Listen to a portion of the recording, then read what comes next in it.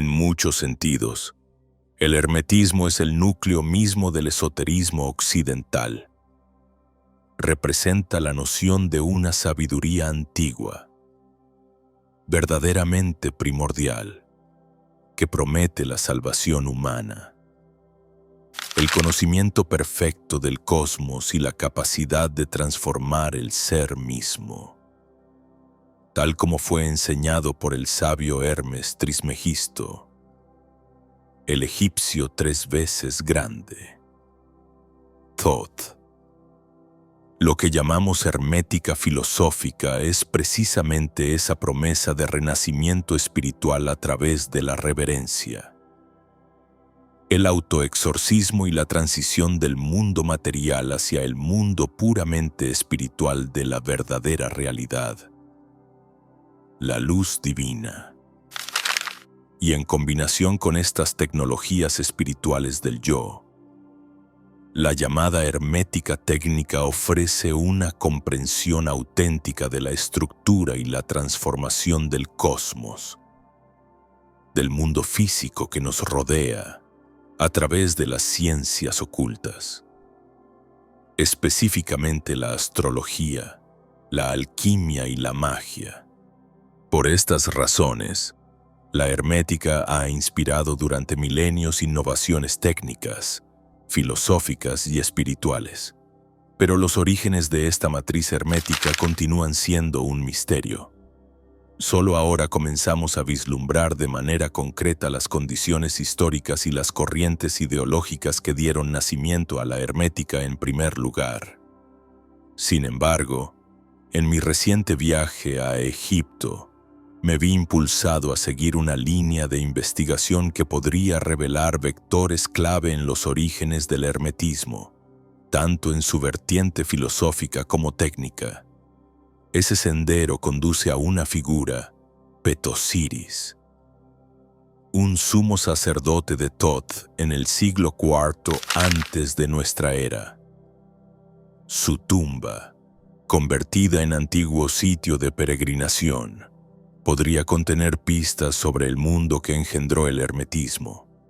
A su vez, el desarrollo legendario de Pet-Osiris como personaje, quien durante el periodo romano fue asociado estrechamente con elementos de la hermética técnica, especialmente la astrología, abre nuevas puertas a la comprensión de este misterio. ¿Qué podría revelarnos esta figura histórica? Este alto sacerdote de Thoth, a través de las inscripciones en su tumba y su conexión posterior con las ciencias ocultas. ¿Qué nos dice sobre los orígenes del hermetismo? Suscríbete a Esotérica para explorar semanalmente los misterios de la historia esotérica. Si deseas apoyar este tipo de contenido serio, gratuito y con base académica, considera unirte a mi Patreon o revisar la colección de artículos que ofrecemos en la tienda del canal. Si estás dando tus primeros pasos en el estudio del esoterismo y quieres orientarte, te recomiendo consultar mi guía de estudio con una introducción curada al mundo del esoterismo occidental. Y si eres de los más comprometidos y te interesa adquirir libros históricos sobre ocultismo y misticismo, visita mi librería Esotérica Rare Books. Todos los enlaces están en la descripción y en los comentarios fijados. Ahora, exploremos juntos la figura de Pet-Osiris, el alto sacerdote histórico de Thoth y el astrólogo legendario que podría estar en el corazón mismo de los orígenes del hermetismo. Soy el Dr. Justin Sledge y esto es Esotérica, donde exploramos lo arcano en la historia, la filosofía y la religión. Todo fue realizado con tal cuidado y fluidez que debo admitir que quedé muy impresionado. Así que, Aubrey y todo el equipo de Argos, muchas gracias. Para quienes estén interesados en conocer más sobre Argos Destinations y los viajes que ofrecen, dejaré un enlace en la descripción. Por favor, Échenle un vistazo y díganles que yo los envié. Pero ahora volvamos a Petosiris, una figura que, en cierto modo, apenas he comenzado a descubrir precisamente gracias a este reciente viaje a Egipto. Como muchos de ustedes saben, estuve recientemente en Egipto guiando una serie de recorridos y seminarios centrados en lo que yo llamo tecnologías de ascenso. Escuelas de elevación espiritual que comparten un punto en común, todas nacen en la tierra de Egipto. Desde los orígenes del más allá, pasando por el concepto mismo del alma, el medio y el neoplatonismo, las escuelas del gnosticismo, la magia greco-egipcia, hasta incluso la cábala lauriánica, que nació en las orillas del Nilo antes de revelarse al mundo en Safed, Palestina. Egipto es, simplemente, la cuna del esoterismo occidental. Y esto se hace aún más evidente en el nacimiento y desarrollo egipcio del hermetismo, quizás la más fundamental de todas las escuelas occidentales del misterio. Por supuesto, llegué a Egipto como maestro, pero uno solo puede enseñar en la medida en que esté dispuesto a convertirse instantáneamente en estudiante. Y nunca fue más claro para mí que en el momento en que crucé el umbral de la tumba de Petosiris, en el gobierno del Medio Egipto, en Miña, tal como mencioné en la introducción. El origen del hermetismo continúa siendo, por decirlo suavemente, un tema opaco. El corpus hermeticum tal como lo tenemos data de los primeros siglos de nuestra era, ya en pleno periodo romano. Sin embargo, la investigación académica reciente ha demostrado que, bajo el barniz del lenguaje técnico del medio platonismo, se oculta en realidad un sistema de tradiciones de sabiduría salvífica que probablemente tiene su origen en el sacerdocio egipcio. Uno de los grandes interrogantes en el estudio del hermetismo gira precisamente en torno a esos orígenes egipcios y a cómo un sacerdocio caracterizado por su extrema reserva e incluso por su desdén hacia los forasteros no egipcios terminó desarrollando y enseñando un camino de salvación expresado en el lenguaje de esos mismos forasteros. ¿Cuáles fueron los orígenes de lo que llamamos hoy hermetismo? Tal como se desarrolló dentro del sacerdocio egipcio, y cómo o cuándo se produjo esa transición de una sabiduría salvífica íntima del templo hacia una audiencia más amplia dentro del marco filosófico greco o egipcio. ¿Cuándo tuvo lugar todo eso? Esas son preguntas que me llevaron a pensar. Quizá, solo quizá, haya una respuesta o al menos un indicio de respuesta en esta tumba. Y es aquí donde este episodio de Esotérica será un poco distinto de lo habitual. Normalmente, me esfuerzo por presentar en este canal el consenso académico en la medida de lo posible y trato de editorializar lo menos posible. Esto significa, incluso, presentar posturas con las que personalmente no estoy de acuerdo, sin añadir mi propia investigación original al debate. Este canal, Esotérica, no gira en torno a mí ni a mis opiniones. Su propósito es exponer, con la mayor claridad posible, el consenso de la erudición y empoderar a ustedes, los espectadores, para que se adentren por su cuenta en la literatura, en la conversación, no para apropiarme de ella ni introducir mis propias ideas por la puerta trasera.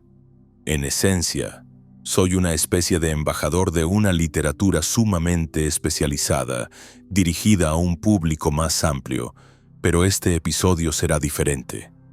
A partir de ahora, presentaré algunas reflexiones preliminares basadas en una investigación reciente que he llevado a cabo. Y siendo totalmente franco, incluiré también cierta especulación. Todo ello en un formato algo esquemático y, Una vez más, quiero ser completamente transparente contigo. El espectador seguiré apoyándome en investigaciones académicas muy serias, pero esbozaré pensamientos más personales de lo que normalmente hago en un episodio de Esotérica. Lo importante para mí es ser claro contigo respecto a cómo este episodio difiere en términos de contenido. Así que, a partir de este momento, tómatelo como quieras. Con eso dicho, uno de los aspectos más emocionantes de mi viaje a Egipto fue la oportunidad de visitar el Medio Egipto, una región que no recibe tantas visitas como Giza y Saqqara en el Bajo Egipto, o Luxor y otros sitios en el Alto Egipto. Sin embargo, el Medio Egipto, en particular el gobierno de Minya, es probablemente más conocido por el sitio de Tel el Amarna, sede del poder del llamado faraón hereje, Akenatón. Nacido como Amenhotep IV a mediados del siglo XIV, este faraón expandió dramáticamente el culto al disco solar, el Atón, y estableció un movimiento completamente enoteísta con él y su familia, aunque principalmente él como figura central. Esto se expresa de forma más famosa en el himno a Atón, que si alguna vez tomaste una clase introductoria de religiones, quizás te dijeron que era el primer ejemplo de monoteísmo en la historia. No lo fue, pero sigue siendo una idea interesante. Este breve cambio provocó transformaciones dramáticas en el arte, las costumbres religiosas e incluso en la geopolítica del mundo antiguo. Sin embargo, tras la muerte de Akenatón, el culto a Atón fue abandonado, y todos los asociados a él fueron condenados al damnatio memoriae, sus nombres literalmente borrados de la historia, junto con sus rostros y, esencialmente, su memoria. Pero el Medio Egipto también fue el centro del antiguo culto a Tot, el dios lunar de la sabiduría, la escritura y la magia, en la antigua ciudad de Gemenú, en la región de Hermópolis. Allí se conservan al menos 2 templos dedicados a Tot, incluyendo una estatua megalítica de la deidad en su forma de babuino, junto con una necrópolis que alberga la tumba de una familia de altos sacerdotes en plural de Tot, ubicada en Tuna el Jebel, a las puertas del gran desierto del Sahara, al oeste. Esa tumba fue construida por Petosiris en algún momento de la transición entre el ocaso del dominio egipcio nativo y la dominación griega.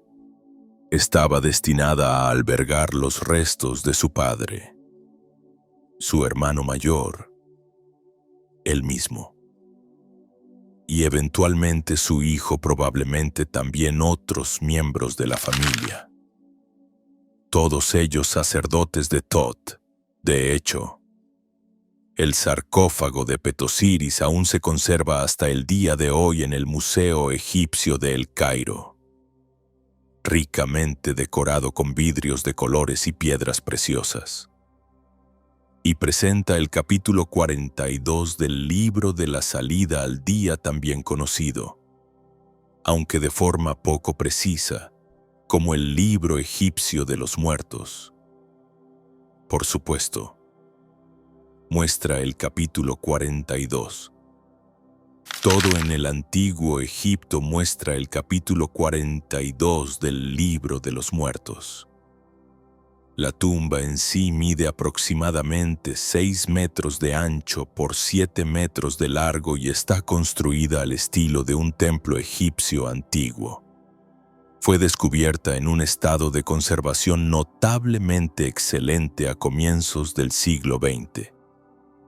El naos interno está ricamente decorado con motivos clásicos de estilo egipcio. Las paredes a la izquierda están dedicadas a Sheshonq, el padre de Petosiris, y las de la derecha, a su hermano mayor, Jed, Thoth, Yuf, Ankh. 4 pilares muestran los textos de Pet-Osiris y su familia, y un pozo funerario de 8 metros de profundidad desciende hacia las cámaras subterráneas, y a pesar de la iconografía típicamente egipcia y tradicional lenguaje.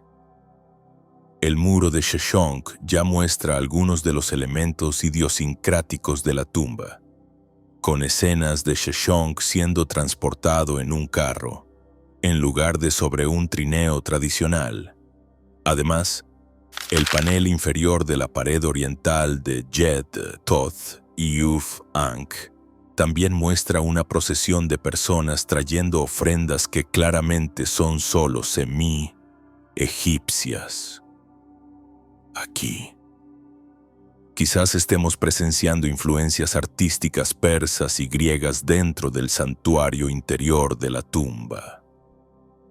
Pero al girar hacia los pronai, el portal entre la tumba interior y el mundo exterior, la influencia del arte de estilo griego se vuelve especialmente pronunciada. Y por pronunciada quiero decir positivamente impactante. Escenas de la vida diaria de artesanos, carpinteros, sopladores de vidrio, orfebres, trabajadores agrícolas y pastores, el proceso de producción de vino, e incluso momentos cotidianos donde Pet-Osiris y su esposa disfrutan de la vida. Sin embargo, Pet-Osiris y su esposa están representados de manera típicamente egipcia. Pero cuando se observan detenidamente estas escenas, revelan que, en realidad, no lucen egipcias en absoluto.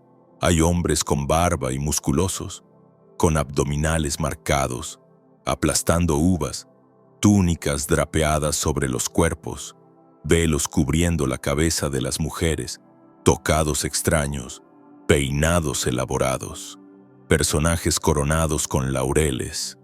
Incluso los gestos físicos en estas escenas rompen con el estilo egipcio. Algunas figuras miran directamente al espectador. Rompen la cuarta pared de una forma que raramente se ve en el arte egipcio. Estas escenas simplemente no parecen egipcias.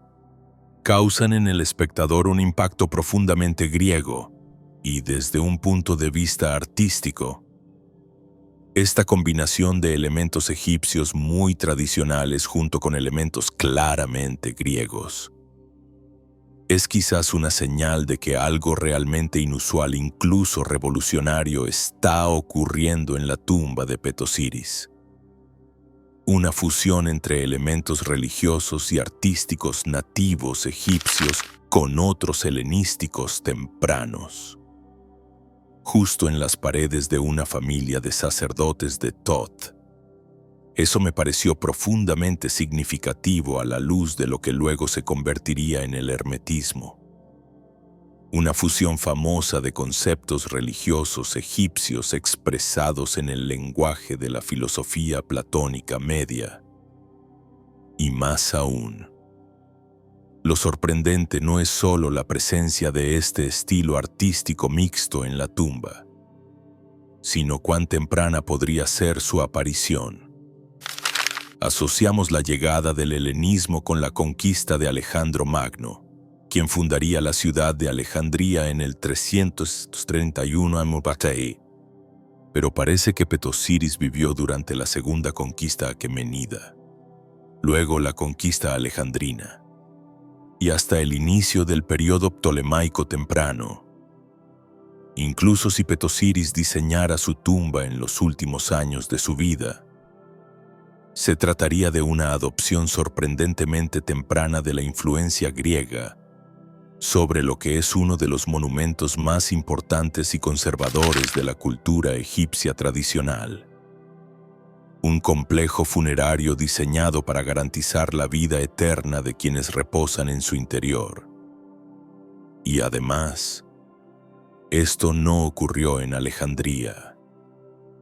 donde el helenismo primero aterriza, sino a más de 500 kilómetros al sur por el Nilo, en el corazón tradicional del culto a Thoth, entre sacerdotes conocidos por su secretismo y su desprecio hacia culturas extranjeras. De hecho, un desprecio tan severo que sobrevivió en la literatura hermética, en textos como el llamado Apocalipsis hermético, entre otros, e incluso una abierta crítica al idioma griego, considerado incapaz de comunicar adecuadamente las ideas herméticas más profundas. Irónicamente, claro, porque solo se han conservado en griego. Entonces, ¿qué explica esta adopción tan temprana de elementos artísticos griegos dentro de una tumba egipcia tan conservadora? Si bien esta síntesis greco-egipcia en el arte ya es en sí interesante, lo que el interior de la tumba de Petosiris dice en sus paredes también es relevante para esta investigación. La tumba fue publicada por primera vez a principios de la década de 1920 y fue inmediatamente evidente que, aunque contenía los elementos estándar del pensamiento egipcio antiguo, las letanías litúrgicas egipcias, similares a las encontradas en el Libro de los Muertos, se hacen presentes en la tumba de Petosiris. Pero lo que resulta especialmente inusual es que varios pasajes del texto se dirigen directamente al lector dentro de la tumba, exhortando a los visitantes a llevar una vida de piedad. Primero, aprendemos a través del texto que el propio Petosiris vivió durante un período de agitación, probablemente durante la ocupación persa, en el que muchos santuarios tradicionales egipcios habían sido dañados, de modo que él mismo se encargó personalmente de restaurarlos, incluidos los santuarios dedicados a Thoth. Además, construyó esta tumba para su padre y su hermano mayor, de forma que sus nombres pudieran ser pronunciados en voz alta y así perdurar a través de la muerte. Su sentido de reverencia se hace palpable solo a través de su autobiografía. Pero en el núcleo de su servicio estaba nuevamente la reverencia por lo divino y el entendimiento de que únicamente a través del servicio y la pureza del corazón era posible encontrar una morada en la otra vida, en la región occidental. Además de estos discursos autobiográficos de Petosiris, también escuchamos la voz de su padre y de su hermano mayor, que se dirigen directamente al visitante desde las columnas que sostenían esta antigua estructura. Su padre, fallecido pero presumiblemente inmortal, se dirige a los vivos en la tierra, a quienes visitan esta tumba en el desierto, diciéndonos que, si queremos ser instruidos en el modo correcto de vivir un término técnico en lengua egipcia, este camino correcto es, de hecho, el camino del Dios, presumiblemente Thoth, y por transposición teológica, también el camino de Thoth, vivir rectamente hacia las personas y hacia lo divino, llenando el corazón con el camino del Dios. Aprendemos que servir al Dios es el buen camino. Bienaventurado aquel cuyo corazón lo conduce hacia Él, y nos dice: te hablaré de lo que me sucedió, te permitiré percibir el plan de Dios, te haré discernir el conocimiento de su poder. Así, aprendemos que a través de aprender el camino del Dios, uno puede acceder a la misma mente divina y conocer la voluntad de Dios. Nuevamente, presumiblemente la de Thoth. De hecho, este camino justo de vida hace que otros alaben al Dios y permite alcanzar serenidad al contemplar la muerte, de modo que, cito, se alaba a Dios por aquel que lo ama. Llegará a su tumba sin tristeza. el hermano mayor de Petosiris. Debió haber sido un hombre bastante jovial. Le escuchamos instarnos a seguir el camino correcto de la vida, para que alabemos al Dios por su sabiduría. Y luego, de inmediato, se nos dice que bebamos hasta embriagarnos durante el día festivo, porque nada material puede llevarse al más allá, y la muerte no acepta sobornos. En efecto, servir a los dioses y al prójimo con alegría, y dado que solo el Dios provee al justo, simplemente no hay razón para preocuparse por el alojamiento en la otra vida si uno ha seguido correctamente el camino justo. Esto parece contrastar de forma algo marcada con otras tumbas egipcias, que normalmente están repletas de objetos materiales para el más allá. Finalmente, también escuchamos la voz del hijo de Petosiris, llamado Thoth, quien tristemente parece haber muerto a una edad temprana. Se nos dice: pronuncia mi nombre con abundante libación. Thoth te favorecerá por ello. De modo que si alabamos el alma de este niño fallecido, Thoth bendecirá a quien lo haga con una vida larga y piadosa. Y añadidos a esta letanía están también las voces de varios hijos de Petosiris, afirmando que caminar en el camino del Dios, específicamente en el camino de Thoth, es simplemente hermoso, y que Petosiris ha sido recompensado por el Dios 2 veces grande. Sí, 2 veces grande aquí en la tumba de Petosiris. A veces, Thoth es llamado 2 veces, 3 veces, 5 veces, e incluso 8 veces grande en la literatura egipcia. De hecho, confieso que incluso yo malinterpreté estas secuencias de jeroglíficos la primera vez que estuve en la tumba. Tras pasar más de 15 minutos buscándolas, mi egipcio antiguo no es tan bueno.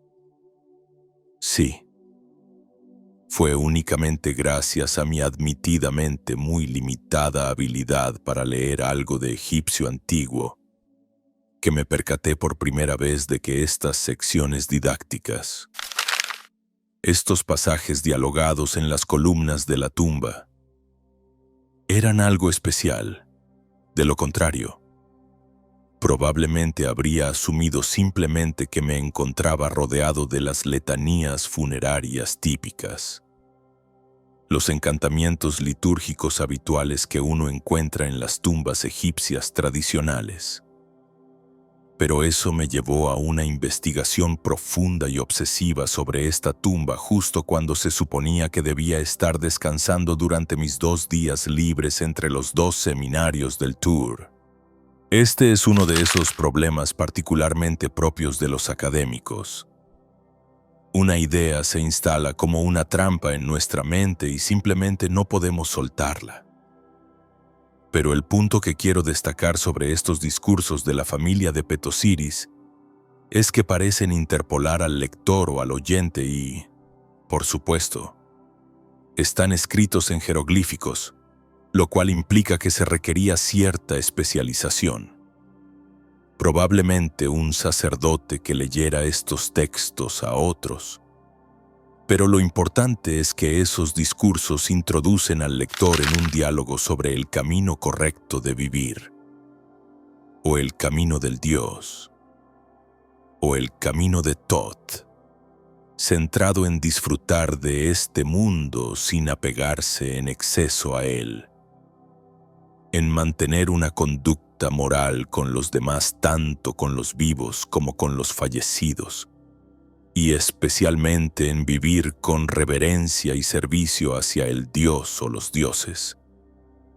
Este camino parece permitir a la persona morir sin temor, pero también, en algún sentido, le otorga acceso a la mente o a la voluntad de lo divino.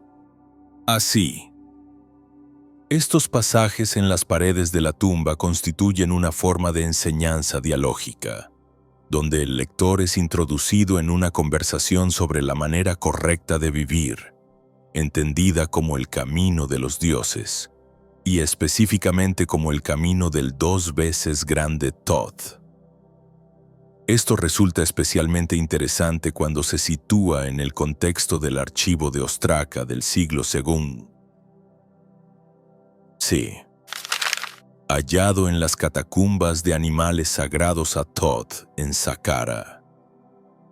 En ese archivo, varios documentos, especialmente los Ostraca numerados 16, 17 y 23, escritos por un escriba, ya sea para sí mismo o para otra persona, nos relatan que el peticionario o el propio escriba había pasado un tiempo en el templo de Thoth contemplando el camino de Thoth, una expresión ligeramente diferente en egipcio, pero bastante similar, hasta el punto de que aparentemente tuvo una visión del dios en un sueño, e incluso puede haber recibido un oráculo. Específicamente, parece que un hombre llamado Hor está suplicando a Thoth, después de haber sido agraviado por ciertos oficiales a quienes llama hombres poderosos, posiblemente sacerdotes locales, pidiendo que Thoth derrame calamidades sobre ellos por la injusticia cometida en su contra. Hor incluso los denuncia como aquellos que han abandonado el camino. De la tumba de Petosiris y del archivo de Saqqara parece emerger un lenguaje compartido: el camino o la senda del dios, el camino de Thoth, ambos vinculados a centros de culto asociados con la deidad y ligados, en cierto sentido, a una idea en la que la reverencia y la justicia moral ocupan la cúspide del significado de servir al dios. Además, los seguidores de este camino parecen tener acceso al dios mediante revelaciones. Tras haber seguido correctamente dicho camino, quizás a través de oráculos oníricos revelados durante el sueño en contextos rituales específicos. Así que parece que existía un camino o una senda de Thoth en los siglos sí, una tradición viva, conectada con experiencias espirituales, visiones y una ética sagrada. Siglo A.C.E. documentado en jeroglíficos funerarios en la tumba de Petosiris, y en un contexto demótico que quizá tuviera algunos elementos iniciáticos, al menos en el sentido de que alguien podía ser considerado fuera del camino de Thoth. Como Hor se burla de sus perseguidores. Estamos, entonces, frente a un camino iniciático de Thoth, una vía iniciática del dios, ya presente en los siglos, tal vez, pero ¿para quién era este camino de Thoth? Es decir, ¿quién podía transitarlo en aquella época? Claramente, tanto Petosiris como Hor parecen moverse principalmente en un ámbito sacerdotal, y quizá dentro de un contexto ritual específico, pero podríamos estar siendo testigos de una transición hacia una audiencia más amplia para esta vía de Thoth. Volvamos la atención a la tumba de Petosiris. Allí, en las décadas posteriores a su construcción, comienza a aparecer grafiti griego, especialmente en la parte exterior del pronaos de la tumba. Ahora bien, parte de ese grafiti es simplemente del tipo más común, del estilo hola, ¿qué tal? O simplemente una serie de nombres, como los 6 esclavos de Mitronos. Sin embargo, otro grafiti es mucho más fascinante, dice. En forma de invocación poética, invoque a Petosiris, cuyo cadáver yace bajo tierra, cuya alma reside en la morada de los dioses. Sabio es, reunido con los sabios. Un grafiti posterior cercano a esta inscripción revela que ese texto invocatorio podría en realidad ser una especie de cifra, un tipo de gematría griega, donde las palabras suman un significado numérico particular. El lugar de la tumba parece haberse convertido en un sitio de peregrinación durante el período ptolemaico, con personas de habla griega reconociendo a Petosiris como un sofos, un sabio, incluso un maestro digno de ser invocado, décadas después de su muerte. Ahora bien, no podemos saber exactamente cómo eran los intercambios culturales, religiosos o espirituales en torno a la tumba de Petosiris, ni hasta qué punto ocurrieron como dije.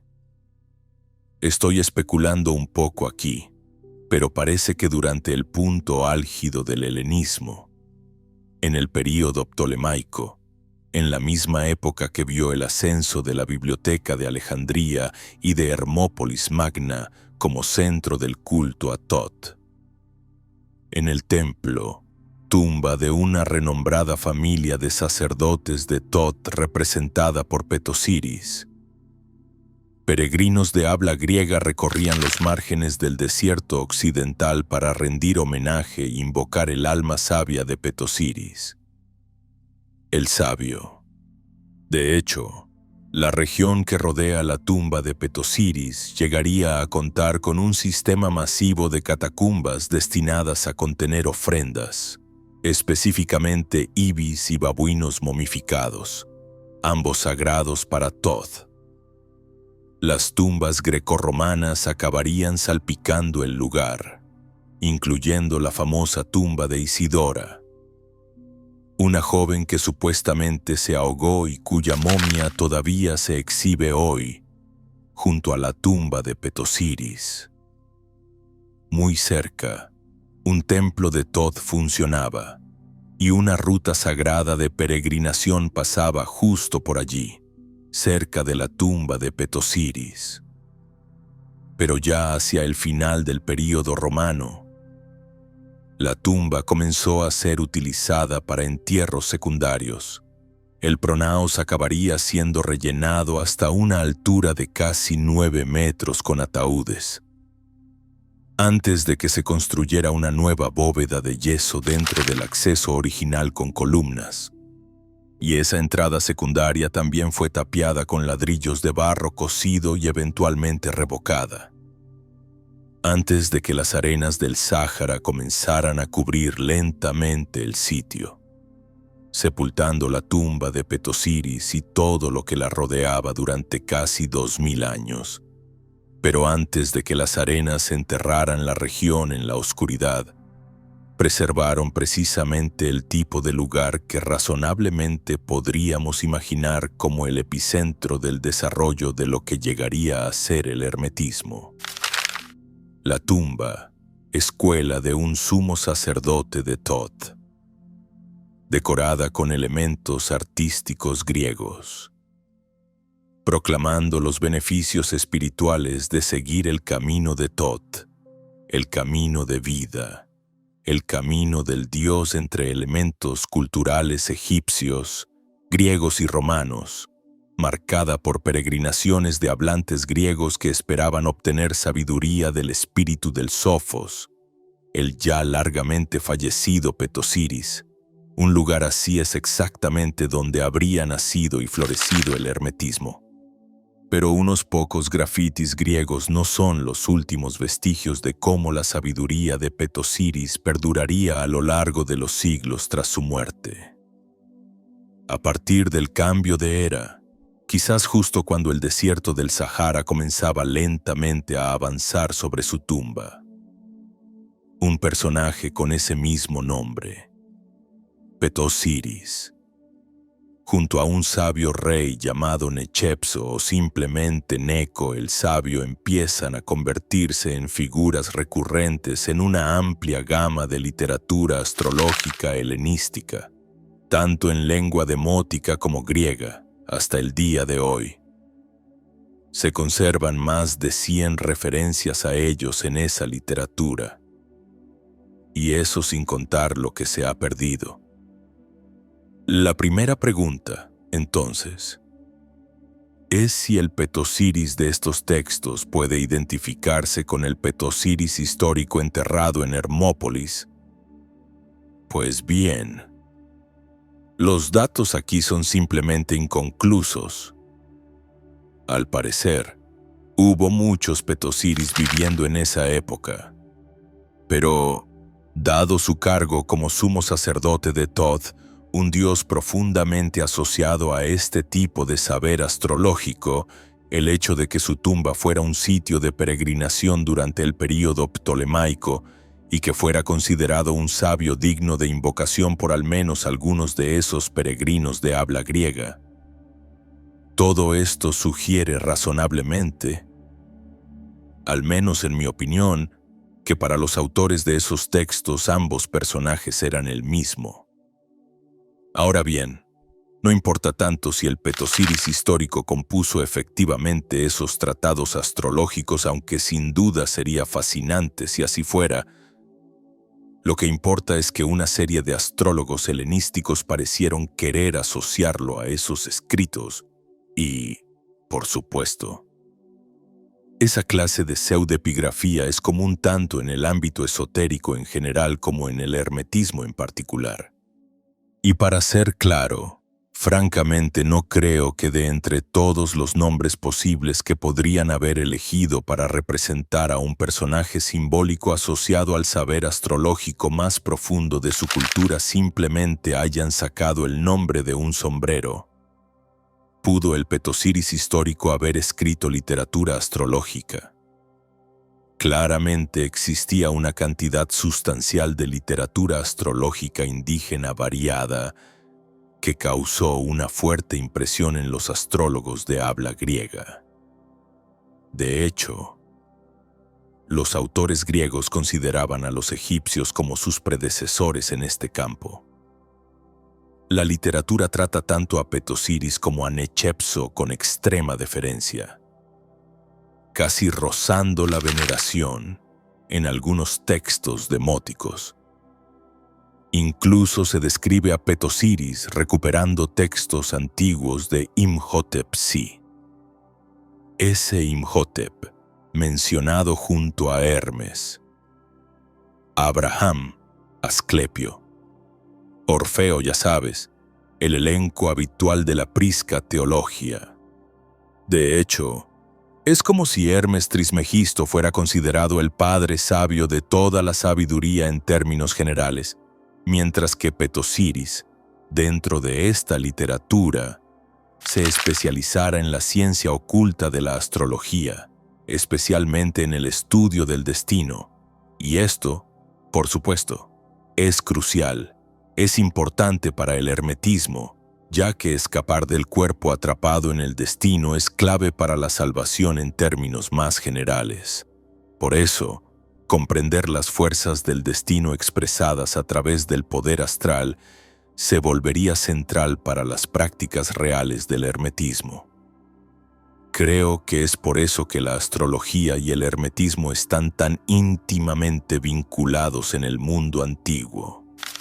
En los más de 100 fragmentos que mencionan a Petosiris, se nos habla de su invención, dominio y enseñanza de temas tan variados como eclipses, cometas, manuales de astrología básicos y avanzados, el origen del mundo que, por cierto, según algunas tradiciones egipcias, habría comenzado en Hermópolis.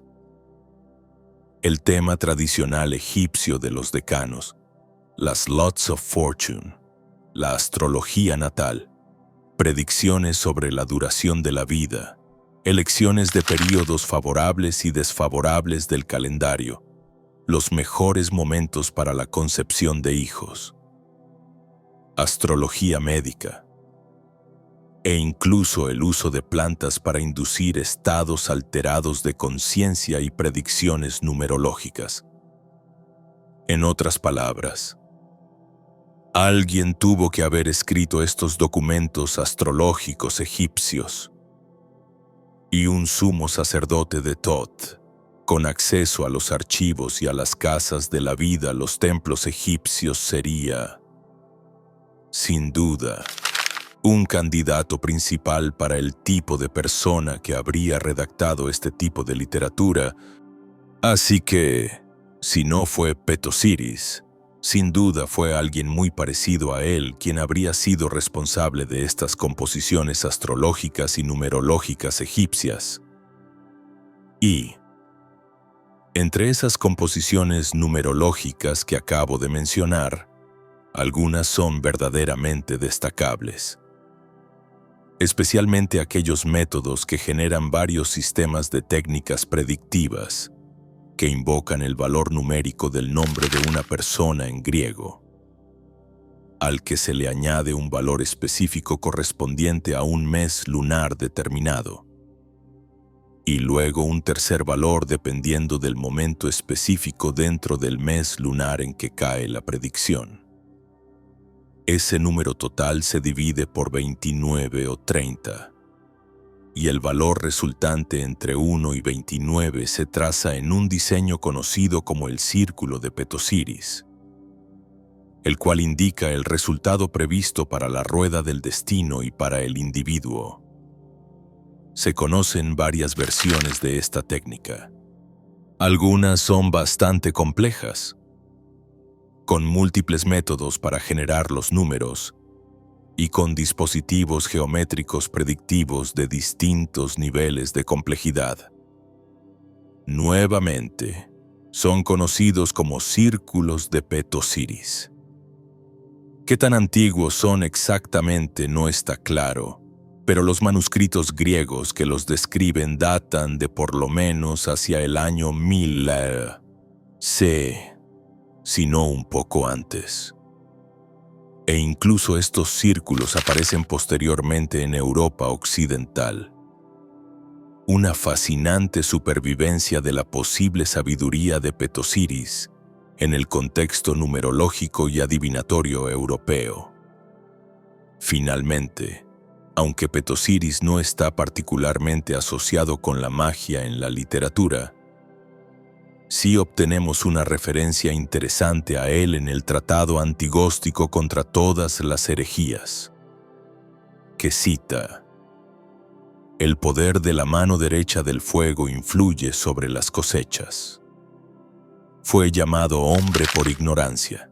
Según su semejanza nacieron Astanes, el 3 veces grande Hermes, Curites, Petosiris, Zodarion, Parrhosus, Astramus y Zoroastro». Así que, simplemente, lo colocan allí, junto a los grandes nombres de la sabiduría primordial antigua. De este modo, en más de 100 textos diversos asociados con la astrología, la numerología y en menor medida la magia, Petosiris ocupa un lugar de honor junto a Hermes Trismegisto, y se le vincula con una de las ciencias herméticas más fundamentales, la astrología. Y, francamente, no creo que esto sea una coincidencia.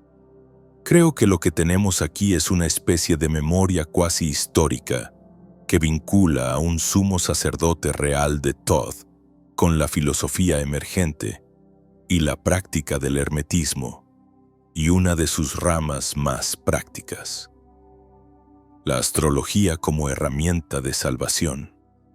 Supongo que el caso que estoy planteando es que tanto el Petosiris histórico como el literario constituyen una parte olvidada pero importante del rompecabezas que representa la historia más temprana del hermetismo. Sugeriría que la tumba de Petosiris, su entorno grecorromano, sus inscripciones didácticas y dialógicas, junto con el archivo de Ostraca en Saqqara y el Petosiris de la literatura astrológica antigua, deberían considerarse conjuntamente como una parte integral de la historia del desarrollo y quizás incluso de los orígenes del hermetismo en sí. De hecho, las inscripciones en la tumba pueden y, creo, deben considerarse como textos protoherméticos, en los cuales una vida moral irreverente se presenta como el camino del Dios Thoth, que brinda acceso a la mente y a la voluntad de la deidad, tópicos claramente presentes en los textos herméticos posteriores. ¿Es concluyente este vínculo que propongo? No, definitivamente no. Admito nuevamente que estoy especulando hasta cierto punto, y soy muy consciente de ello. También admito que esta investigación está en sus fases preliminares. Pero, dado el caso acumulativo que he desarrollado en este episodio, creo que el papel de Petosiris en la historia temprana del hermetismo no puede y no debe ser ignorado. Como siempre, dejaré enlaces a todos los recursos que he usado para construir este caso, hasta donde me ha sido posible, en la descripción y en el comentario fijado, y voy a continuar esta línea de investigación, porque creo que importa, y creo que estoy tras algo importante. Sé que este es un trabajo más personal, y lamento cargarles con ello. Pero espero que este episodio haya abierto una nueva vía de investigación sobre un tema cercano al corazón y al espíritu de muchos de los que ven este canal, incluyéndome a mí.